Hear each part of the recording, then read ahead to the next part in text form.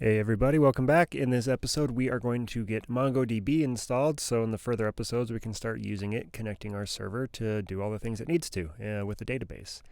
Now, I have a write-up here that we have written for vSchool. You should have a link to this in the syllabus. It'll take you to this write-up here that actually shows you how to install both Postgres, which is an SQL-based relational database, and it also shows you, if you scroll a little bit further down here, how to install MongoDB. Now, MongoDB has recently been updated, so at the time of this recording, these instructions are all up to date, but all these links should still be live when you watch this video in the future. And so while some of the commands may be updated, the steps should still be relatively similar. Okay, so let's get started, and we can do this together. Just pause the video as you're doing these steps. I'll cut out the long pieces as things are installing to make sure we get this running. And in the next video, if you've already tried this and it's installed, the next video will show us confirming that it's working. We can connect it with Mongoose and start using it locally. Okay, so you can be anywhere in your terminal for this. I'm just in my current lesson where we'll be talking about databases using a server.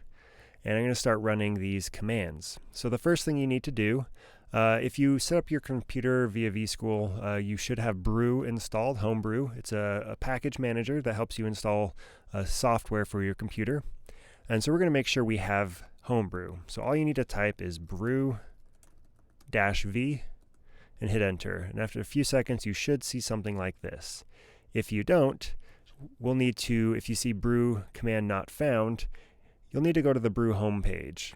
So if you come here, the brew homepage, you'll want to copy this initial, if you're on a Mac, you want to copy this initial script, just paste it in your console, hit enter, and once it's all done doing its thing, it may take a couple minutes, run this command again, brew-v, and you should see these commands.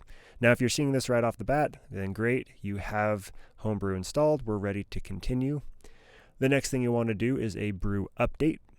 Make sure everything with your local brew is up to date. So I'm going to run it as well. Say brew update and hit enter. If this takes a minute, I'll go ahead and cut out those. Looks like I'm up to date. If it doesn't show anything for you for a moment, if it's just blank, hold on. It's doing its job. It will start doing things, and eventually you'll have control over your console again. All right, so brew is up to date. Let's go to Step 3, okay, we did that brew update. All right, now we're going to run brew tap MongoDB brew. So brew tap MongoDB brew. Once we've run that, we can now run the install command for MongoDB. Now this is the one that may be changing by the time you watch this video. So definitely go to this page, the install MongoDB page, and just copy this command exactly as it is. And the part of this that may change is the community version number to something like 4.3 or 5.0. So just copy this as is, put it in your console, paste, and hit enter.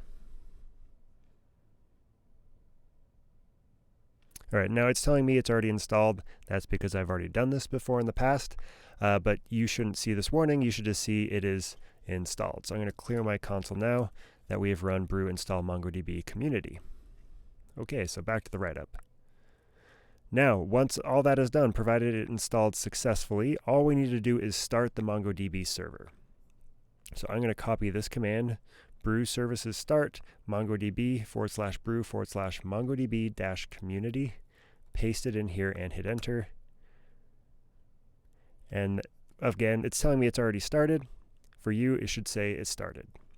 Now, how do we confirm that MongoDB is running? Well, you can say the word Mongo, kind of like you say the word node, to access the Mongo shell. So we can hit enter here, and it should say MongoDB shell version, whatever version you're on.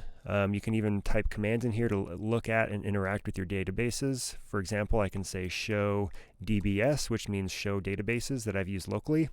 And here's all those ones that I've created in the past. Now, you may not have any. There's a couple that start off with that you'll see.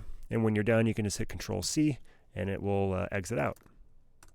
All right, so that is getting MongoDB installed. And again, you can run Mongo to make sure it's working. Now, if brew services start did not start your MongoDB server, you can still run the command Mongodb, and this will start the MongoDB server. This is something that can be a little bit harder to understand when you're first running databases locally, but your database does need to run on a local server, just like your Express runs on a local port number. So in the next episode, we'll look at that port number and connect to it so we can have our server interact with our database. This means when we're building a full stack application using React, Express, and MongoDB, we'll actually have 3 servers running at once while we're developing. We'll have the development server showing our React code. We'll have our Express server running our server, and we'll have our MongoDB server listening for requests for data. Now, we never have to stop and restart the MongoDB database. After we run this brew services start, it is now just going. So from going forward, we still only need to start our front end and back end. The database will just be listening for requests. And in the next lesson, we'll talk about how to connect those, meaning the server to the database, so we can start making requests. So once you have MongoDB successfully installed, join me in the next video.